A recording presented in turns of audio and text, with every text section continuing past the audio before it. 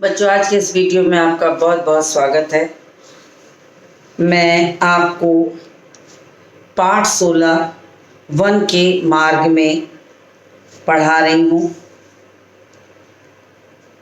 जिसमें मैंने पहला सवैया आपको पढ़ा दिया। पुरते निकसी रघुवीर बधु, धर धीर दये मग में डग द्वय, जल की भरी भाल कनी जल की, पुट सूखी गए मधुराधर वे। फिर बूझत हैं चलनो अब केतिक, पर्ण कुटी करिहो कित वे। तिय की लखी आतुरता पिय की, अखिया अति चारु चली जल चुए।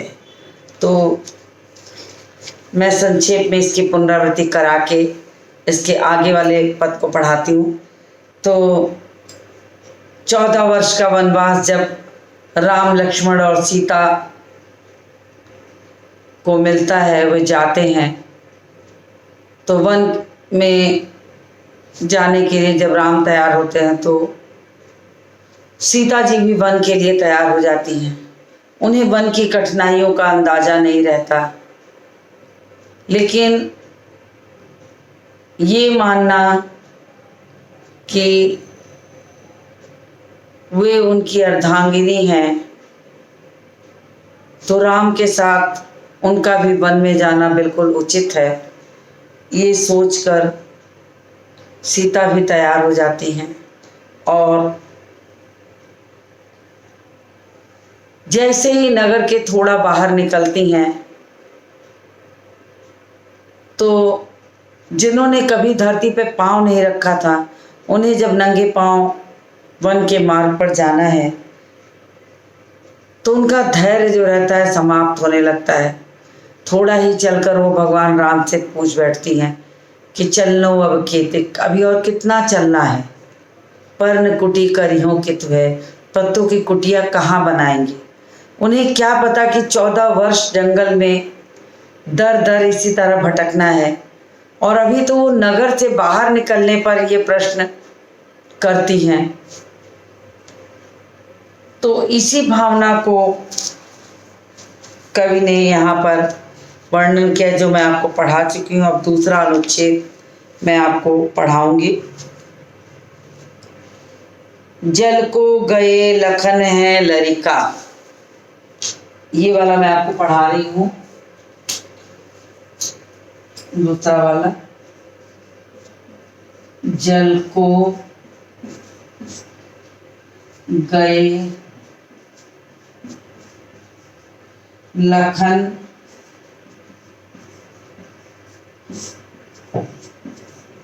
है। तो जल को गए लखन है लरिका, परिखो पिय छाह घरीक हुए ठाड़े, पोछ पसेऊ बयारी करो, अरुपाए पखारी हूँ भूभुरी ठाड़े। तुलसी रघुवीर प्रियाश्रम जान के, बैठ विलंब लो कंटक काढ़े। जान की नाह को नेह लख्यो, पुल को तनुवारी विलोचन बाढ़े। अब यहाँ पर कवि ने यानी तुलसीदास जी ने राम के द्वारा सीता की थकावट को देखकर देर तक पैरों से कांटे निकालने का सुंदर वर्णन किया है। सीता श्री राम से कहती हैं, जल को गए लखन हैं। लक्ष्मण जी जल लेने के लिए गए हैं। लरिका, और लरिका शब्द प्रयोग किया गया है, जो लरिका शब्द अवधी भाषा का है, बच्चा होने कहने के अर्थ में, कि अभी बालक हैं। सीता जी भगवान राम को संबोधित करते हुए कहती हैं कि लक्ष्मण अभी बालक हैं और वे जल लेने के लिए गए हैं। जब तक वो जल लेने के लिए गए हैं, तब तक कहीं छाया में एक घड़ी खड़े होकर विश्राम कर लें, विश्राम कर लीजिए, आराम करिए। जल को गए लखन है। लखन शब्द जो है वो लक्ष्मण का ही तद्भव रूप है, तो शब्द है लखन, जो वास्तव में लक्ष्मण के लिए प्रयोग किया गया है। और परिखो,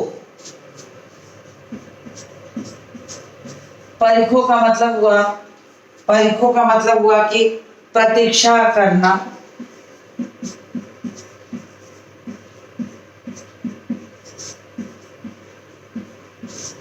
प्रतीक्षा करना। परिखो प्रिय, प्रिय प्रियतम के लिए,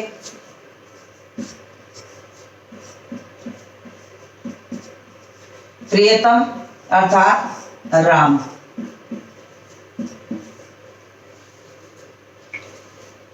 तो परिखो, परिखो मतलब भगवान राम से कहते हैं कि थोड़ा प्रतीक्षा कर लीजिए, लक्ष्मण बालक हैं, जल लेने गए हैं। छाह घरीक, घड़ी एक, घरीक शब्द में आया है कि घरीक एक घड़ी समय, एक घड़ी कहने का मतलब एक क्षण, जरा सा, तो घरीक शब्द का प्रयोग किया गया है।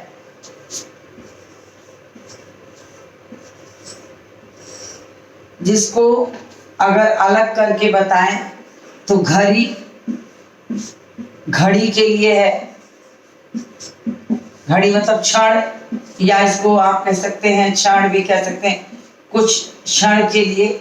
और इक से आया है एक, तो एक घड़ी यानी कुछ समय के लिए थोड़ा सा विश्राम कर लीजिए। बालक हैं, जल लेने गए हैं, थोड़ी प्रतीक्षा कर लीजिए। और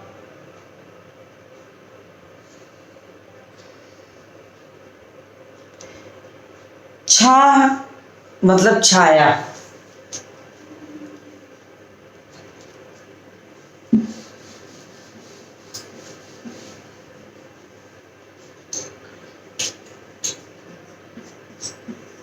एक घड़ी या क्षण,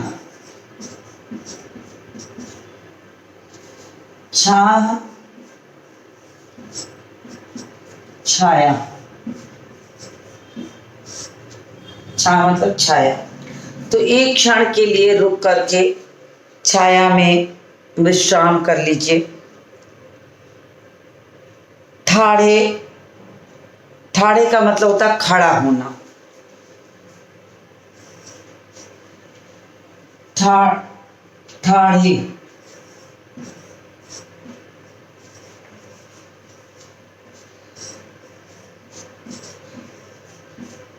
खड़ा होना।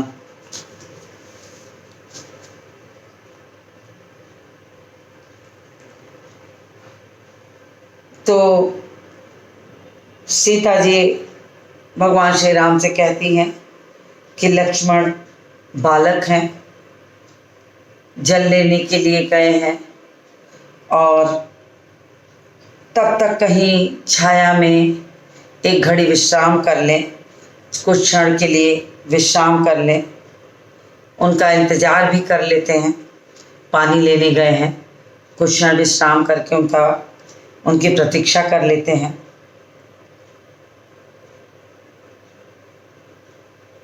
और पोछी पसेऊ बयारी करो, पसीना पोंछ कर, बयारी करो हवा, माथे पर का पसीना जो छलछला गया है उस पसीने को पोंछकर, पोछी पसेऊ, पसेऊ शब्द आया है,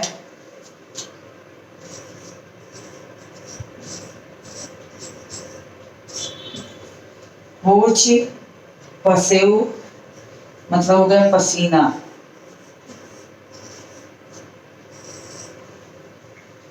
तो उसके बाद है बयारी करो, बयारी।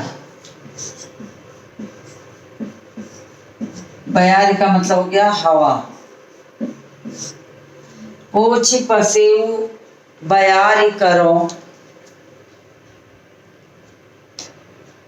अरुपाए पखारे हूँ भूभुरी ठाढ़े।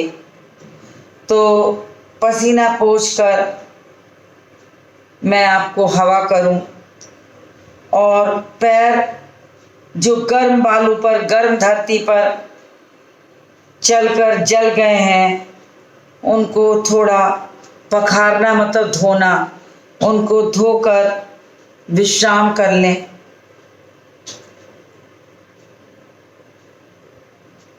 तो पखारे हूं शब्द का अर्थ हो गया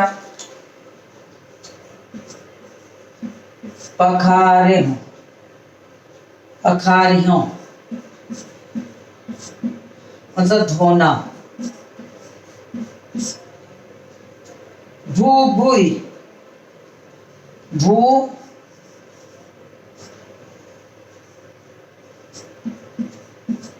भूभुरी का मतलब गर्म रेत। धरती पर जो गर्म बालू है, जो गर्म रेत है, गर्म रेत है, उसके लिए कहा गया है कि उस पे तो पोछी पसेऊ बयारी करो, अरुपाए पखारे हूँ भूभुरे ठाढ़े। तो पैरों को झाड़ कर, पोंछ कर, जो गर्म रेत पर चलते हुए गर्म हो गए हैं, छाले पड़ गए हैं, उन्हें धोकर ठंडा कर लें। रघुबीर तुलसी रघुबीर प्रियाश्रम जानिके। तो तुलसीदास जी कहते हैं, सीता जी की थकावट को देखकर राम बड़ी देर तक पैरों से कांटे निकालने का अभिनय करने लगते हैं। अब जब सीता जी इस तरीके से भगवान राम से प्रार्थना करती हैं कि लक्ष्मण बालक हैं, जल लेने गए हैं, थोड़ी प्रतीक्षा कर लीजिए, एक क्षण के लिए विश्राम कर लीजिए और किसी छाया में बैठ जाइए। गर्म बालू पर चलते हुए, गर्म रेत पर चलते हुए पैर जो गर्म हो गए हैं, छाले पड़ गए हैं, उन्हें धो लीजिए, पसीना पोंछ के विश्राम करिए, क्योंकि जब तक लक्ष्मण आते हैं उनकी प्रतीक्षा भी हो जाएगी और थकान भी मिट जाएगी। तो सीता जी भगवान राम से कहती हैं, भगवान राम को ये लगता है कि सीता बहुत थक गई हैं, बिल्कुल चलने में असमर्थ लग रही हैं। तो वे सीधे सीधे भगवान राम से ये तो नहीं कहती हैं कि मैं बहुत थक गई हूँ, मैं चल नहीं पा रही हूँ, मगर ये जरूर कहती हैं कि लक्ष्मण की प्रतीक्षा कर लेते हैं, थोड़ा पानी आ जाता है, पानी लेने गए हैं, पैरों को धो लेते हैं, विश्राम कर लेते हैं थोड़ा, तब तक थोड़ी थकान भी कम हो जाएगी। तो भगवान राम को ये लगने लगता है कि सीता बहुत थक गई हैं, इन्हें आराम की आवश्यकता है। तो पैरों को झाड़कर पैरों में चुभे हुए कांटों को बहुत देर तक निकालते रहते हैं। इसलिए देर तक निकालते रहते हैं कि अगर वो देर तक पैरों के कांटों को निकालेंगे तो निश्चित है कि कुछ और क्षण सीता को विश्राम करने का मिल जाएगा। ये बात यहाँ पर कवि ने कही है।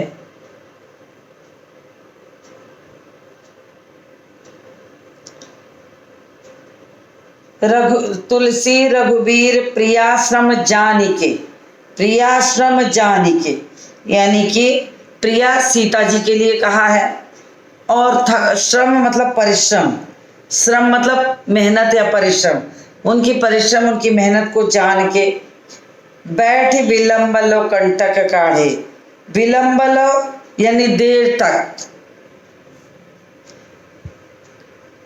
और विलंब लो कंटक काढ़े, कंटक कांटे, विलंब देर।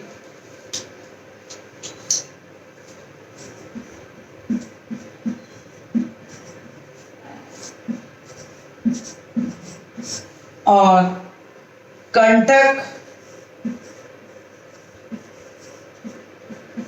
कांटा, काढ़े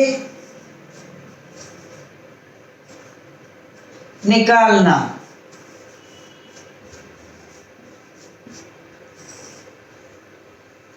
बैठ विलंब लो कंटक काढ़े, तो बहुत देर तक वो कांटे को निकालते रहते हैं। जान की नाह को नेह लख्यो, जान की नाह को नेह लख्यो, पुलक्यो तन बारी बिलोचन बाढ़े। अब जानकी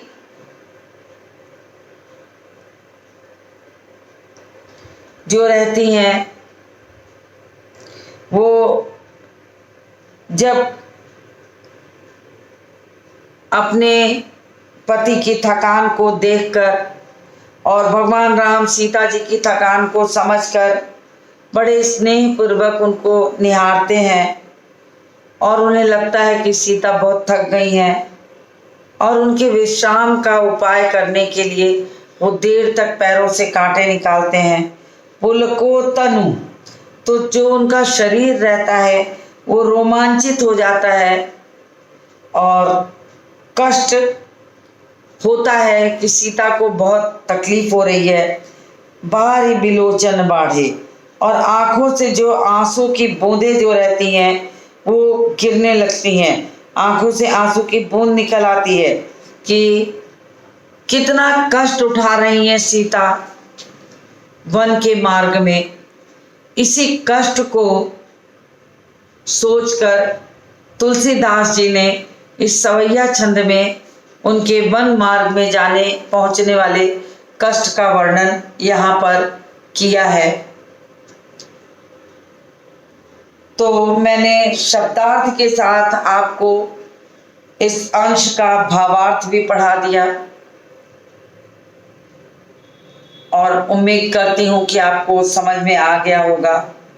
प्रश्नों को थोड़ा सा चर्चा कर दूं कि नगर से बाहर निकलकर 2 पग चलने के बाद सीता की क्या दशा हुई। तो इसका उत्तर है कि नगर से बाहर निकलकर 2 पग चलने के बाद सीता के माथे पर पसीने की बूंदें चमकने लगती हैं, प्यास के कारण उनके होंठ सूख जाते हैं, सीता चलने में बिल्कुल थक जाती हैं, माथे पे पसीने की बूंदें छलछला जाती हैं और वो पूछ बैठती हैं, चलो अब केतिक पर्ण कुटी करिहों कि तुहे, क्या भी और कितना चलना है, पत्तों की कुटिया कहाँ बनाई जाएगी। तो ये इसका उत्तर हुआ।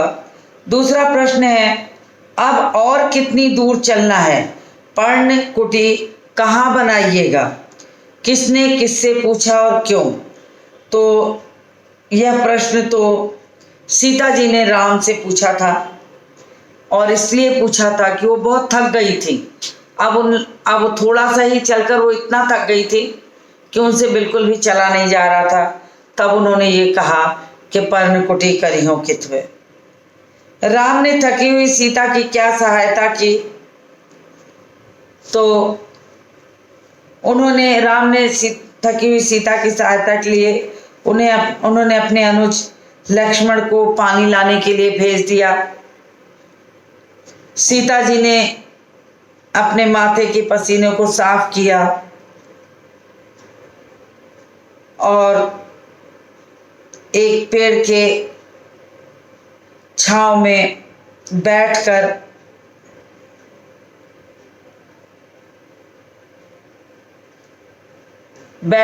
देर तक पांव से कांटे निकालते रहे, यानी कि पैर में चुभे हुए कांटे जो उनके चलने के कारण, नंगे पांव चलने के कारण चुप गए थे, उसे काफी देर तक निकालते रहे ताकि सीता को विश्राम मिल जाए। दोनों सवैया के प्रसंगों में अंतर स्पष्ट करो। तो पहला सवैया जो है, कवि ने राम और सीता के अयोध्या से निकलकर, जैसे ही नगर से निकलकर वन मार्ग पर चलना शुरू करते हैं, अयोध्या के नगर को पार करते ही तुरंत ही जब सीता थक जाती हैं तो उस समय का वर्णन है। दूसरे प्रसंग में राम के द्वारा सीता की थकावट को देखकर देर तक पैरों से कांटे निकालकर उन्हें विश्राम करने का अवसर देना, और ये मानना है कि लक्ष्मण अगर पानी लेने गए हैं तो अगर वो पानी लेकर आएंगे तब तक सीता को विश्राम करने का अवसर मिल जाएगा। तो ये दोनों प्रसंगों का अंतर है। पाठ के आधार पर वन के मार्ग का वर्णन अपने शब्दों में करिए। तो पाठ के आधार पर वन के मार्ग का जो वर्णन है उसमें आप लिखेंगे कि वन का मार्ग धूल और कांटों और कठिनाइयों से भरा है, धूप तेज है, तपती हुई धरती है, बालू और रेत पर नंगे पांव राम, लक्ष्मण और सीता चले जा रहे हैं, रास्ते में बहुत सारी कठिनाइयां हैं, लोगों की संख्या कम है, जंगल में जानवरों का भी भय है, मगर वे चुपचाप उसी रास्ते पर चलते चले जा रहे हैं क्योंकि उन्हें वन जाने का आदेश मिला था। तो ऐसे अपने शब्दों में आप वर्णन कर सकते हैं। फिर प्रथम सवैया में कवि ने राम सीता के किस प्रसंग का वर्णन किया है? तो प्रथम सवैया में राम सीता के अयोध्या से निकलकर वन जाने का जो वर्णन है वही किया गया है। वन के मार्ग में सीता को होने वाली कठिनाइयों के बारे में लिखे। तो सीता को थोड़ी दूर चलते ही पैरों में थकान का अनुभव होता है, माथे पे पसीने की बूंदें आ जाती हैं, कोमल होंठ सूख जाते हैं, सीता का चलना बिल्कुल कठिन हो जाता है, थकावट के मारे मानो लंबा मार्ग नहीं तय कर पाती और पूछती हैं कि पर्णकुटी करिहों कित हुए। सीता की आतुरता देखकर राम की क्या प्रतिक्रिया होती है? सीता की आतुरता देखकर रामचंद्र जी समझ जाते हैं कि सीता जी थक गई हैं और वे सीधे न कहकर भगवान राम के विश्राम के बहाने से ये कहना चाहती हैं कि थोड़ा विश्राम कर लें। राम बैठकर देर तक कांटे क्यों निकालते रहे? राम बैठकर देर तक कांटे इसलिए निकालते रहे ताकि सीता विश्राम कर लें। तो इस तरह से ये प्रश्न मैंने वैसे आपको कराए हैं, पहले भी आप कर चुके हैं। ये तो थोड़ा सा आपको रिवीजन के दौरान बता दे रहे हैं। और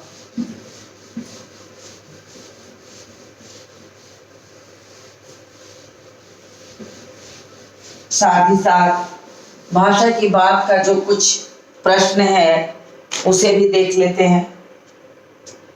भाषा की बात में जो पहला प्रश्न है वो अवधी भाषा का खड़ी बोली रूप है। अवधी भाषा का प्रश्न 1 है, अवधी भाषा का खड़ी बोली रूप। तो शब्द है लखी।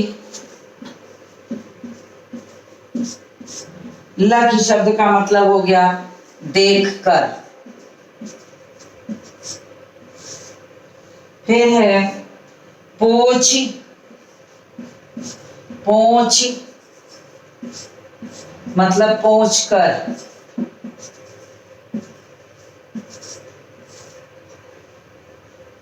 फिर उसके बाद है धरी,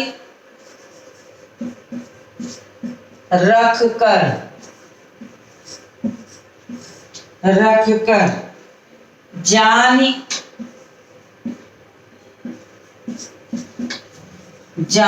कर,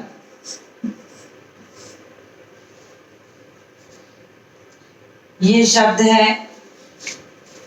उसके बाद है अवधि भाषा के शब्दों का खड़ी बोली रूप हो गया। अब दूसरा शब्द है मिट्टी का गहरा अंधकार, डूबा है उसमें एक बीज डूबा है। तो जो भाषा की सुंदरता का वर्णन अगर किया जाए, उसी उदाहरण के लिए छाया में एक घड़ी खड़ा होकर, शब्दों के क्रम में बदलाव आता है। जैसे छाह घड़ी हुए ठाढ़े को गद्य भाषा में ऐसे लिखा जाता है, छाया में एक घड़ी खड़ा होकर। उदाहरण के आधार पर नीचे दी गई कविता की पंक्तियों को गद्य के शब्द क्रम में लिखो। यानी कि इस जो गद्य की पंक्तियां हैं पद्य की, इनको गद्य क्रम में लिखो। तो मैं इसको रब कर देती हूँ, आपने इसको स्क्रीनशॉट भी ले लिया होगा और जानते होंगे इसका। तो मैं इसको रब कर रही हूँ, मुझे उम्मीद है कि आपने इसका स्क्रीनशॉट अवश्य ले लिया होगा, उसको उतार चुके होंगे। तो अगले प्रश्न पर मैं आती हूँ।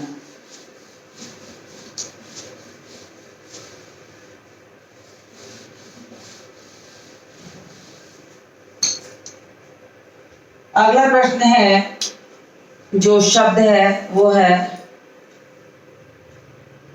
शब्द क्रम, सही शब्द क्रम में लिखो। सही शब्द क्रम में लिखें।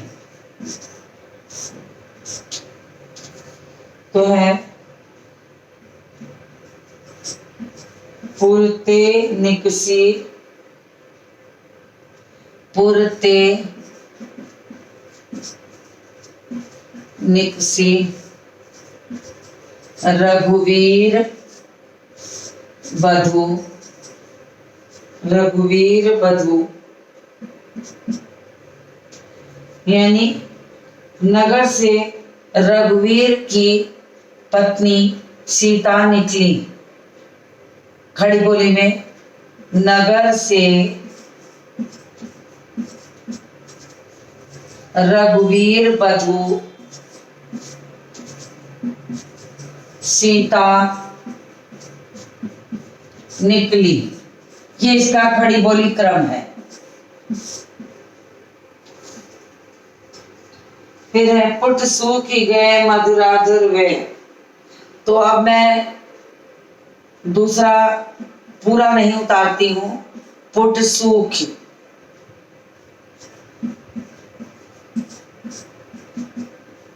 इसको खड़ी बोली रूप में लिखेंगे, उनके मधुर होंठ सूख गए। उनके मधुर होंठ सूख गए।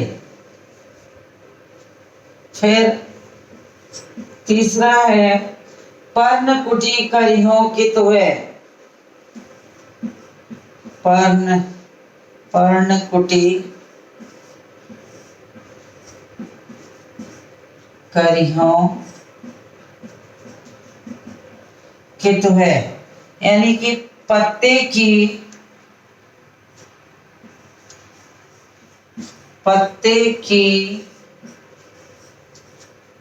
कुटी कहाँ बनाएंगे।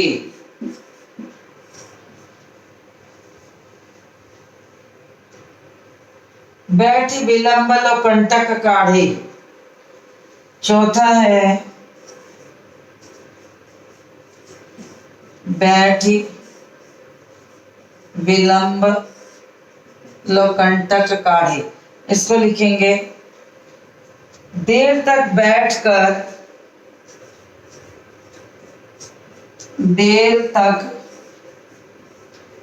बैठ कर कांटे निकालते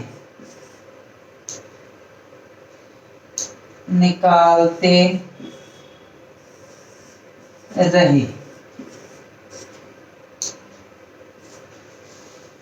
तो मैंने यहाँ पर सही शब्द क्रम में खड़ी बोली रूप, ये इसका जो है वो खड़ी बोली रूप में है, खड़ी बोली के रूप में। ये मैंने यहाँ पर लिख भी दिया ताकि आपको समझ में आ जाए। तो मुझे उम्मीद है कि आपको ये दोनों अनुच्छेद और भाषा की बात का जो प्रश्न है वो मैंने आपको समझा दिया, इसका प्रसंग बताया कि किस समय की ये घटना है, वन के मार्ग में जाते समय कैसे वर्णन किया गया है, तुलसीदास जी ने अपने सवैया में क्या क्या लिखा है। एक अनुमान और कल्पना का प्रश्न है कि गर्मी के दिनों में कच्ची सड़क की तपती धूल में नंगे पांव चलने पर पांव जलते हैं। ऐसी स्थिति में पेड़ की छाया में खड़ा होने और पांव धो लेने पर बड़ी राहत मिलती है। ठीक वैसे ही जैसे प्यास लगने पर पानी मिल जाए और भूख लगने पर भोजन, तुम्हें भी किसी वस्तु की आवश्यकता हुई होगी और वह कुछ समय बाद पूरी हुई होगी, तो तुम सोच कर लिखो कि आवश्यकता पूरी होने के पहले और तक तुम्हारे मन की दशा कैसी थी। अब यहाँ पर आपको एक अनुमान और कल्पना का प्रश्न दिया गया है जिसमें ये बताया गया है कि मान लीजिए आपको किसी चीज की आवश्यकता लगी हो कि मुझे अभी इसी चीज की जरूरत है, मुझे तत्काल कोई कार्य करना है, और कुछ समय के बाद आपको वो वस्तु, मान लीजिए आपको कोई प्रोजेक्ट बनाना है और लगता है कि अभी दिमाग में बहुत अच्छे से प्रोजेक्ट की सारी चीज़ें आ गई, लेकिन जब आप बनाने के लिए सोचते हैं तो आपके पास चार्ट पेपर, रंग, पेंसिल, ये सारी चीज़ें नहीं हैं। उस समय मन कहेगा कि कितना जल्दी ये सारी चीज़ें मिल जाती तो हम अपना काम अभी का अभी से पूरा कर देते। लेकिन कुछ समय, घंटे 2 घंटे के बाद वो मिलेगी। तो घंटे 2 घंटे के बीच में आपने क्या क्या सोचा, कैसा कैसा अनुभव किया कि अगर वो वस्तु अभी तुरंत मिलती तो कैसा होता, कैसे आप उस चीज़ को बनाते। मैंने एक छोटा सा उदाहरण दिया है चार्ट पेपर और पेन पेंसिल को लेके। आप कोई और चीज़ भी लिख सकते हैं। आपको घड़ी की आवश्यकता हो, आपको बहुत मन हो कि आपको नया स्कूटर दिलवाया जाए, या कोई और आवश्यकता, खिलौना हो, आपको मोबाइल की ज़रूरत हो, तो आपको न मिलने और मिलने के बीच में जो अनुभूति होती है उसी को आपको यहाँ पर लिखना है।